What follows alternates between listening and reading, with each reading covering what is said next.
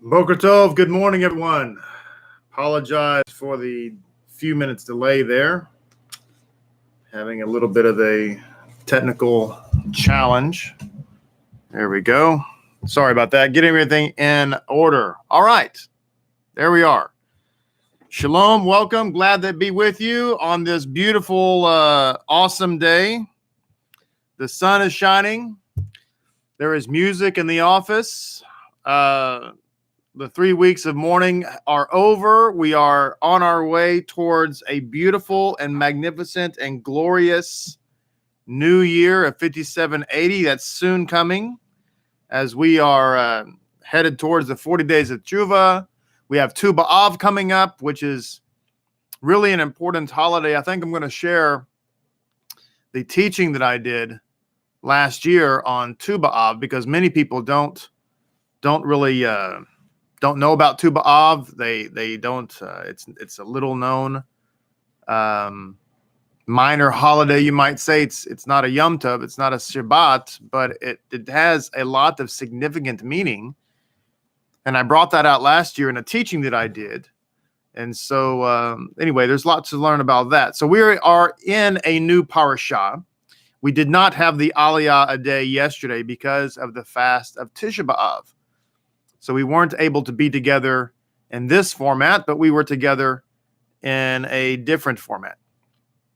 So we are going to be on page 959 in the Art Scroll Chumash, Parasha Ve'et Kanan, which is going to be found beginning in the book of Deuteronomy, the book of Devarim, chapter 3, beginning in verse 23.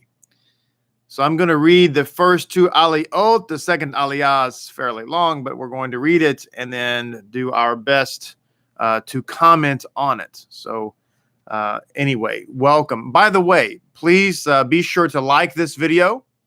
If you're watching for the first time and you are fortunate to have found us and we're fortunate to have found you, then please subscribe to our channel and please be sure to click the little bell icon below there. Or next to it, rather, to make sure that you don't miss any of the great content that we have and it's coming out. We have lots and lots and lots, with God's help, of things that are going to be coming out over the next few weeks. So we don't want you to miss any of that. All right, it begins.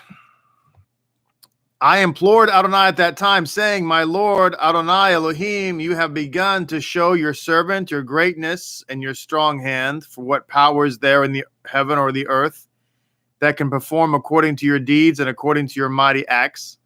Let me now cross and see the good land that is on the other side of the Jordan, this good mountain and the Lebanon.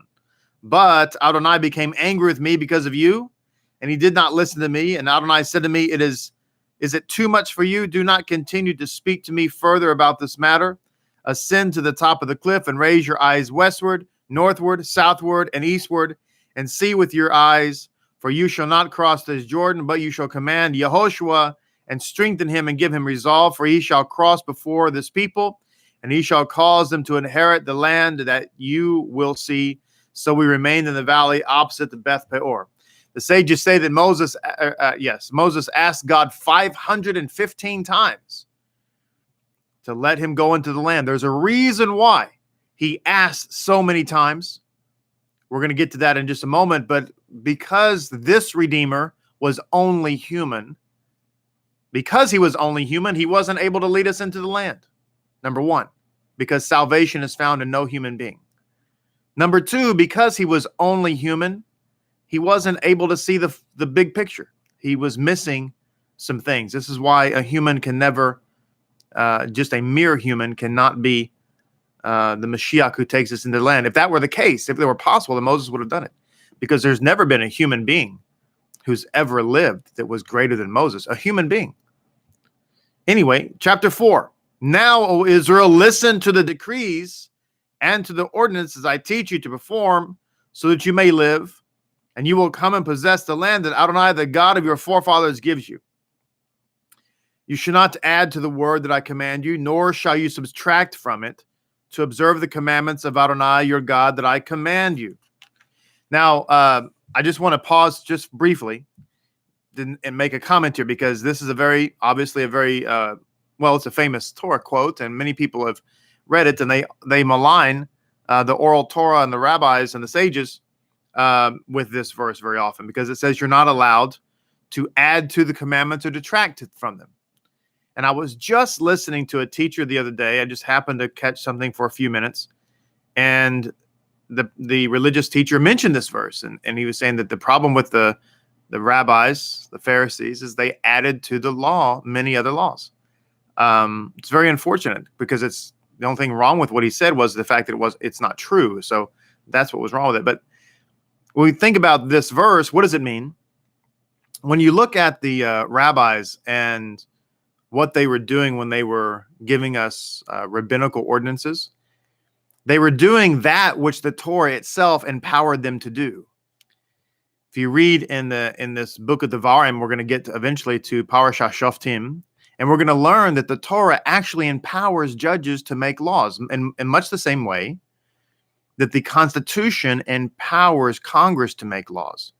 Now, Congress is not allowed to add to or to take away from the Constitution itself unless, 3/4 of the states' legislatures agree, which is a phenomenal feat.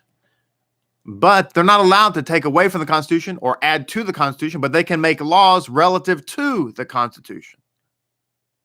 So what the sages have done when they give us laws such as lighting candles and so on, they're not adding to the commandments. The commandment says, observe the Shabbat. Remember it and observe it. The question becomes, how do you do that? Because the Bible doesn't say. So God empowered the judges. He said, y'all decide that for yourself. And so they got together. These weren't just random people that were running around town. These were actual judges who held legitimate office granted to them by Moses, who said, all right, this is how we're going to do it so that we're all on the proverbial same page. So that's what it means. It wasn't that the rabbis were adding to God's law, because that in and of itself would have been, of course, against the law. And by the way, how do we know that they weren't adding to the law? Is because Yeshua never accused them of that.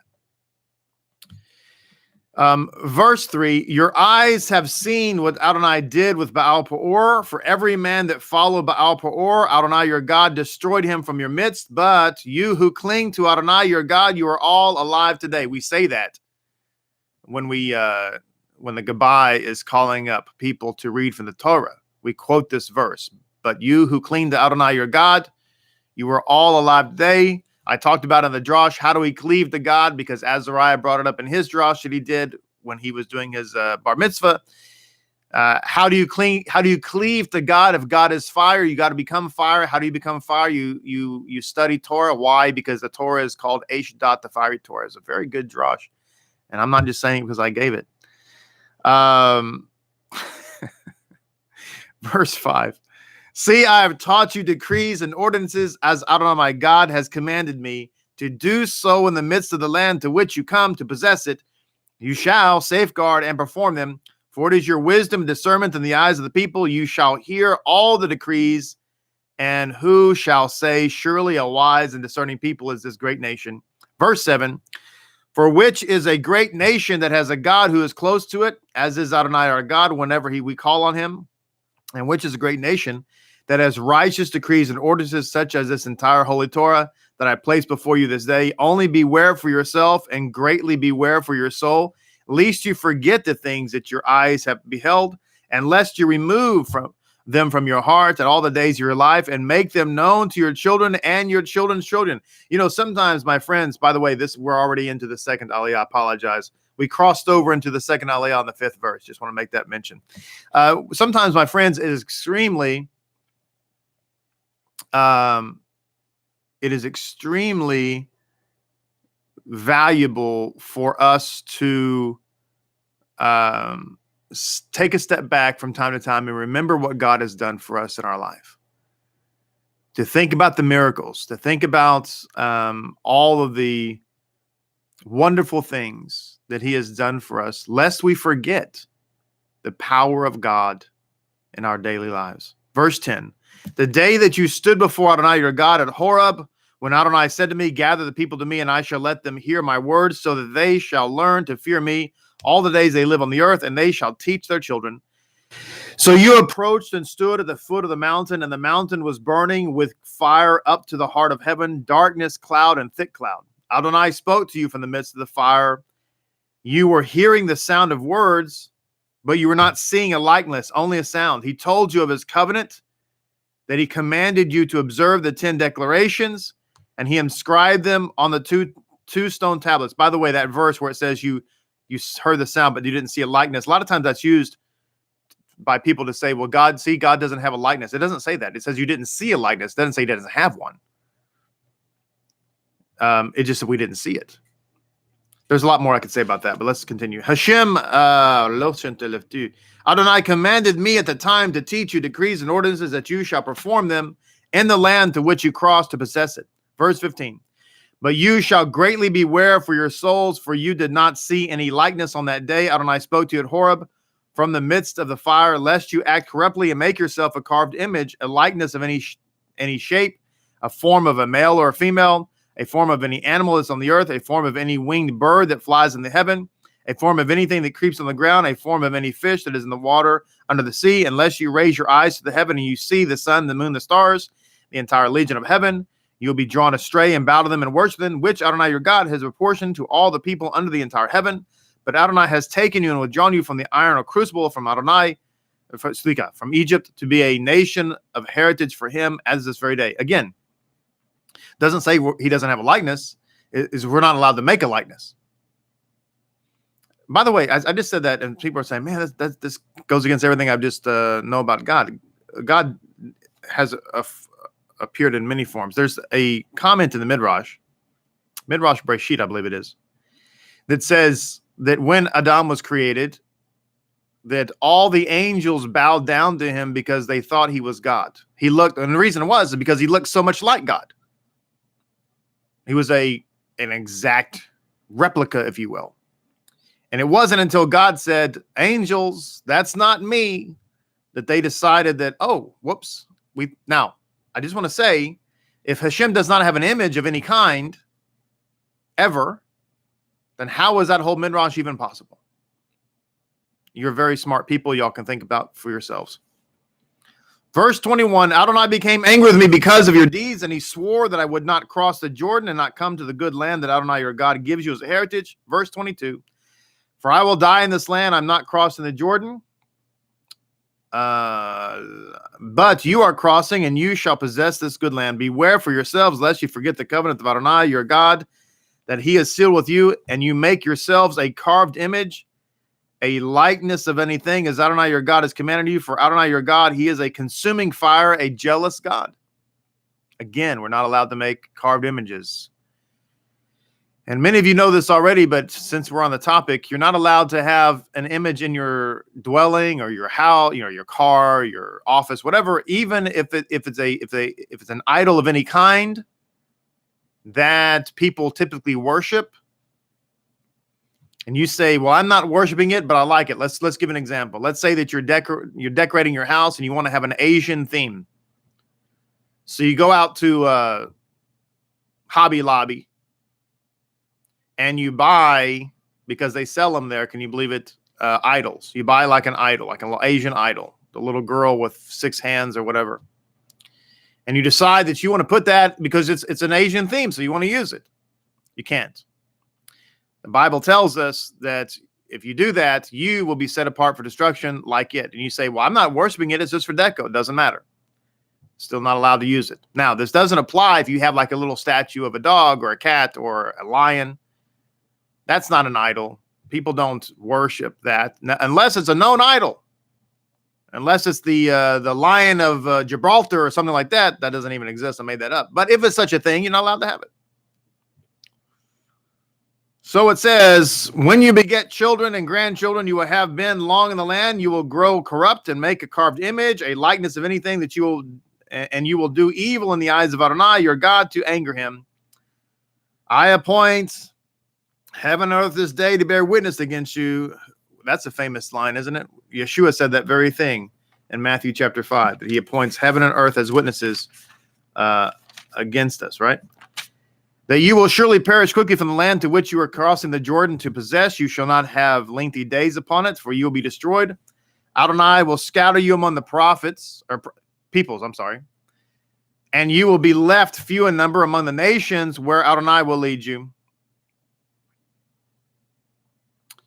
There you will serve gods, the handiwork of man, of wood and stone, which do not see and do not hear and do not eat and do not smell. From where you will seek Adonai your God, you will find him if you search for him with all your heart and all your soul. When you are in distress and all these things have befallen you at the end of days, you will return unto Adonai your God and hearken to his voice. For Adonai your God is a merciful God. He will not abandon you nor destroy you, and he will not forget the covenant to your forefathers he swore to them. For inquire now regarding the early days that precede you, from the day when God created man on the earth, and from the end of heaven to other end of the heaven. Has there ever been anything like this great thing, or has anything like it been heard? Has a people ever heard the voice of God speaking from the midst of the fire as you have heard and survived? Or has any God ever miraculously come to take himself a nation from amidst a nation with challenges, with signs, with wonders, and with war, and with strong hand, and with the outstretched arm, with the great awesome deeds, such as everything that Adonai your God did for you in Egypt before your eyes? You have been shown in order to know that Adonai, he is God. There is none beside him. Notice it says here.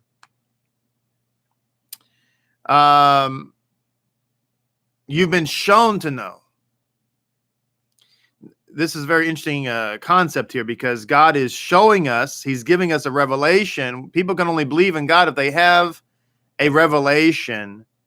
As I talked about this on Shabbat, so we can't browbeat anybody into believing. They have to have they have to be shown. They have to have a revelation of them for themselves.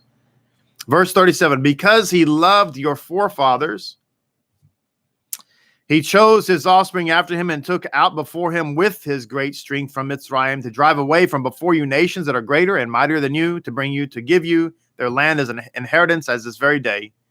You shall know this day and take to your heart that Adonai, he is God in heaven above and on earth below, and there is none other than him. You shall observe his decrees and his commandments that I command you today, so that you will do good to you and your children after you, and so that you will prolong your days on the land that Adonai your God gives you for all the days that you will prolong your days on the land that Adonai your God gives you for all days. Think out. I read that twice. Pardon me. All right, so I want to share a couple of insights here at the time we have remaining. That was the first and second Aliyah. By the way, completely off topic, I just want to say I'm very, very, very enthusiastic and excited about the upcoming season of High Holy Days, the upcoming year. I just want to tell you that it's going to be a great, great year. There's going to be so much happening. This is the dawn of Lapid Judaism. It's going to be marvelous and magnificent. There's going to be so many people coming into Amunah and Bitcoin of Hashem. Sar Shalom Tulsa is going crazy, going to be growing crazy. The lower Hudson Valley Lapid House in New York is going to be amazing. Our Lapidniks down in Houston is going to be amazing for them. Who knows what other groups going to come up in the United States, in Canada, and other places. Who knows what's going to happen? It's going to be amazing. I'm just going to tell you, it's going to be amazing. God is doing so much, and we've got so much good content coming out for video teachings. I'm very, very excited. I want you to be excited. And it's just a wonderful time. Yeshua is greater than Moses. How do we know that? It says that Moses knew the generation standing before him was not on the same level spiritually as the preceding generation, who had witnessed miracles of the Exodus and the giving of the Torah. He therefore understood that their confrontation with the materiality of the world would be a struggle, and that it might take a long time. This is, by the way, from the Kehol Tumash introduction. It might take him a long time to overcome it. And he therefore wanted to accompany them in the land in order to boost their divine consciousness as much as possible to his level. If he was with them, then he would be able to help them by boosting their divinity, their divine consciousness, I should say. And so the fact of the matter is he was disappointed. This is why he was beseeching God, because he knew he could not go with them. But Yeshua, even after everything that he went through, Yeshua said, I will be with you to the ends of the earth. So Yeshua is greater than Moses in the way, in this way, in many ways, but in this way that Yeshua's promise to us is that I'll be with you everywhere. Moses was not able to be with us everywhere. He was limited. He was limited. And he wasn't able to go with us in the land. He was limited. But Yeshua is not limited. Yeshua is not limited. He's with us everywhere. Why? There's many reasons for that. But let's just remember that Yeshua is the Torah. And the Torah is eternal. And the Torah was with God, and the Torah was God. There's so much more can be said about this. But I want to read this really jaw-dropping quote from the Gutnik Chumash. This is from the Sparks of Chesudis. I want to make sure I get that hate right. I don't want any haters out there. Sparks of Hasidus. It says this: why did Moses desire to enter the land? Did he need to eat its fruit or enjoy its delights? Moses said the Jewish people have been commanded to observe many mitzvot, which can only be observed in the land of Israel. So many of you enjoyed that. By the way, if you have a hater out there, just have fun with them. Reply back to them. Don't be a hate-ter, hater. Anyway, I will enter the land so that all the mitzvahs, listen to this. He says, I will enter the land so that all mitzvot will be fulfilled through me. This is from the Talmud, Sota 14a. Now, did you hear what I just said? Moses' reasoning for wanting to go into the land was so that the people would be able to fulfill the mitzvot through him. Wow. That is a jaw-dropping statement, and I'm not even done yet, but that's a jaw-dropping statement and creates an incredible precedent for what Torah Judaism understands that the Redeemer will do for us. One of the things that the Redeemer will do for us is we will be able to fulfill our mitzvot through him. Moses wanted to do this, but he wasn't able to. One of the reasons he wasn't able to is he literally just wasn't able to. He was limited by his humanity. So it says, Moses knew that the work of his hands was eternal. He knew that if he had led the Jewish people into the land, the temple would not have been destroyed and the Jewish people would never have been exiled. Thus, Moses did not say, I will enter the land so that I can perform all the mitzvot, for his agenda was not a personal one. Rather, he wanted to enter the land so that the mitzvot will be fulfilled through me. That is to say, the mitzvot observed in the land of Israel would be a result of Moshe's leadership and would thus be everlasting without interruption or exile. Now, this is powerful on several levels, because we talk about the mitzvot being fulfilled in Messiah Yeshua. It doesn't mean that they have been accomplished and therefore done away with, because it's impossible to do away with that which is eternal. Let me say that again. It is impossible to abolish, cancel, annul, do away with, get rid of that which is eternal. Do you understand that we, my friends, cannot nullify the law, because the law pre-existed everything? It pre-existed, my friends, creation itself. The law pre-existed this very galaxy, this universe. Therefore, no man can come around and nullify it. The Mashiach can't even nullify it. Why? Because the Mashiach is the law.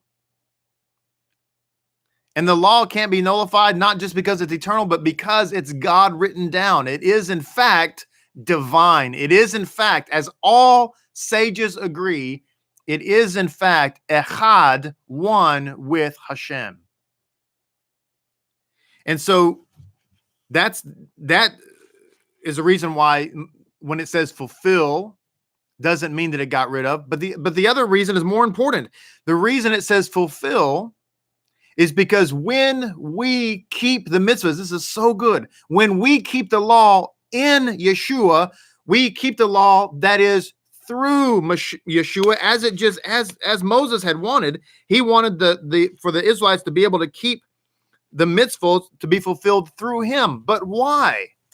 And in Moses's mind, because he didn't know of any other option, if the people kept the mitzvot through him, then those mitzvot would be elevated to a level of eternity, of divinity, of power. So therefore, when we keep the Torah in Messiah Yeshua, we are keeping the mitzvot through him, and therefore it's like a conduit right to the throne room of God. It takes all of our feeble mitzvah keeping and elevates it to the status of gold and silver and precious jewels. That, my friends, is a Jewish concept. That's what we have here. Now, there's a statement in the Kehil Tumash that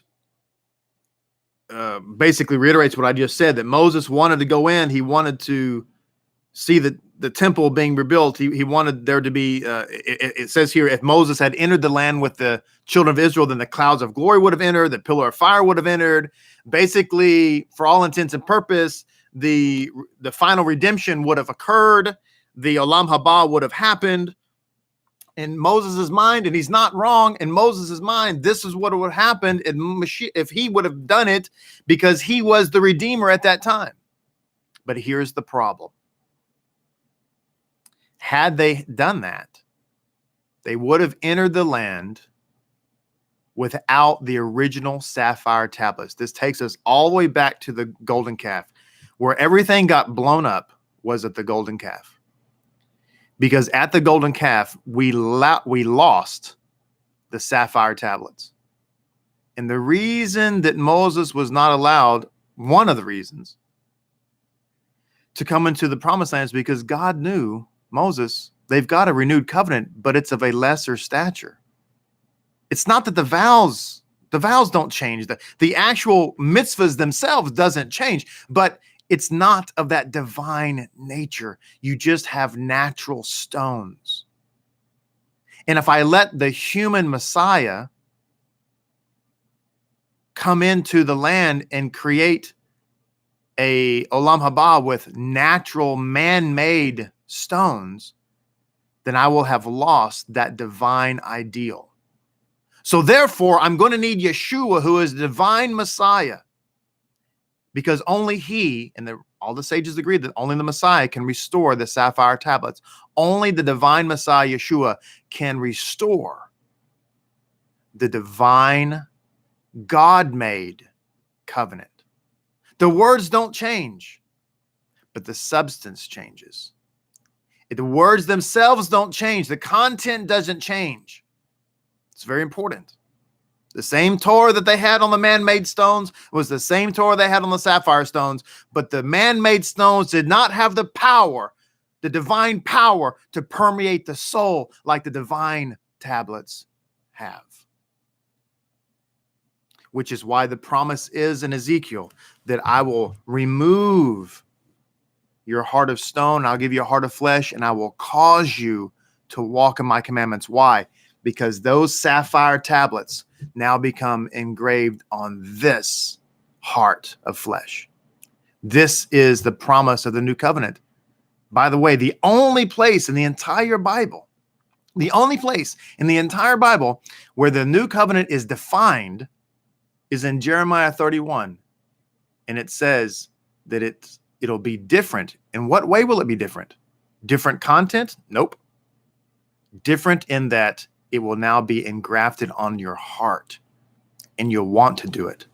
This is why so many people are drawn to Torah Judaism and Messiah Yeshua, and they don't know anything about anything, and they think, man, why does this feel so right? Why does this feel so good? I mean, what is it? I don't even know what this is, but it feels right. You know why it feels right? Because when you trust in the Mashiach, when you accept him into your heart, as everybody is so fond of saying, you're accepting those sapphire tablets, my friends. That's the renewed covenant. End of our Aliyah today. We're out of time, but we're not out of content. Join us tomorrow. It's going to be amazing. I am so pumped about this new season. I want you to be excited too. It's going to be a season of good news, and just love people. And listen, nobody can stop what God is doing in your life privately and in our lives corporately. So just smile and keep on keeping on. Please be sure to like this video, share it with your friends, subscribe to our channel, and please invite your friends to subscribe. Send a link to your friends. Send the link of this page to your friends and say, hey, this is worth it. They're going to love it. It's awesome. It's amazing. And we love you, and I love you, and I'm glad to be with you, and I'll look forward to seeing you tomorrow with bells on. Shalom, shalom.